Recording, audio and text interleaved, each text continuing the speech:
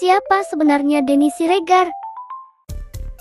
Pendapatnya selalu kontroversial, mengobok-obok cakrawala berpikir rakyat Indonesia.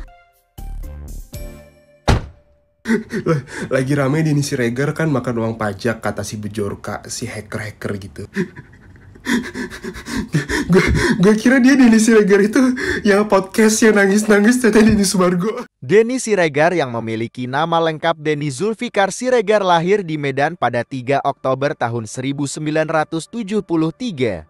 Nama marga Siregar diperolehnya dari sang ayah yang bernama Nawir Siregar. Dia adalah seorang pegiat media sosial, penulis, dan produser film Indonesia.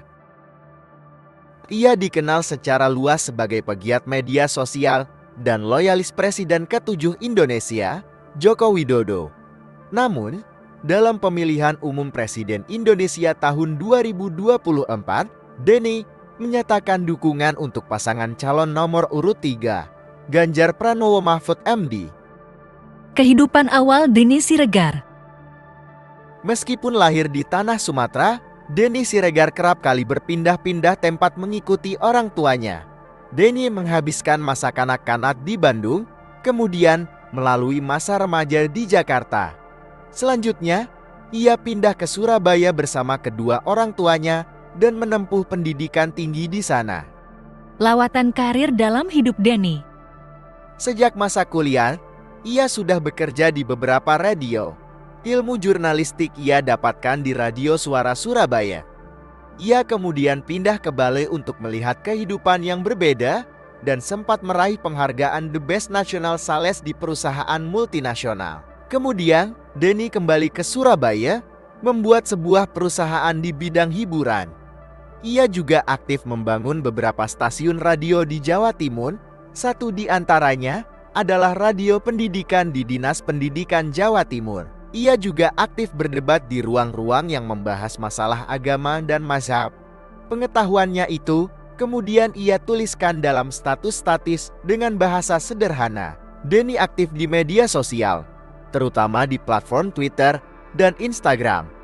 Ia menggunakan platform ini untuk berbagi pandangan mengenai berbagai isu sosial dan politik di Indonesia. Denny juga aktif sebagai penulis lewat beberapa judul buku seperti Tuhan dalam Secangkir Kopi, Ngopi Bareng Denny Siregar, Bukan Manusia Angker, Semua Melawan Ahok, juga Jokowi, The Art of War. Denny juga dikenal sebagai pemilik dan pengelola YouTube Kokro TV. Kanal YouTube tersebut didominasi dengan pembahasan atas pandangannya tentang berbagai isu, termasuk politik dan agama. Kontroversialnya seorang Denny Siregar. Kalau orang berpendidikan itu nggak bisa diatur, Nat. Ya. Yang bisa diatur tuh orang-orang bodoh. Denny pernah menolak jabatan komisaris yang ditawarkan oleh Menteri BUMN Erick Thohir karena alasan sandal jepit dan keinginannya untuk bekerja secara santai, di mana kalau jadi komisaris pekerjaan kehidupannya diwajibkan masuk kantor. Di balik kontroversinya, Denny Siregar pernah menjadi produser film Sayap-Sayap Patah tahun 2022 yang dibintangi Nicholas Saputra dan Ariel Tatum. Film tersebut diangkat dari peristiwa Makobrimob tahun 2018 ketika sejumlah narapidana di markas polisi tersebut melakukan pemberontakan. Selain film Sayap-Sayap Patah, Denny menjadi produser Kupu-Kupu Kertas tahun 2024. Film ini mengangkat kisah yang didasarkan pada pemahaman Denny Siregar terhadap peristiwa tahun 1965. Akan tetapi, baru 3 hari film tersebut tayang di bioskop, Kupu-Kupu Kertas tiba-tiba ditarik peredarannya.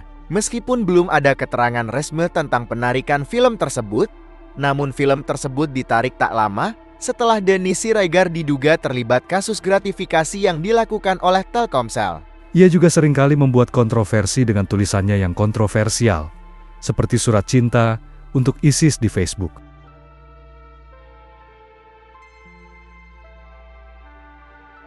Nah, lu sekarang lagi ada Mas Denny Siregar. Mas Denny tadi Solo nggak? Solo dong. Terus sekarang di Semarang. Nah, kita ngeliat kan survei kita kan katanya kan terendah nih. Kalau kita ngeliat masa-masa kayak gini nih, gimana nih surveinya sekarang? Lo kebayang ya, Mas ya? Masa di Solo digabung dengan masa Semarang itu bisa 7 kali masa yang ada di DBK dan di JUS. dahsyat. Kalau ini nggak kumpul di satu tempat, tapi keluar dari rumah masing-masing. 3.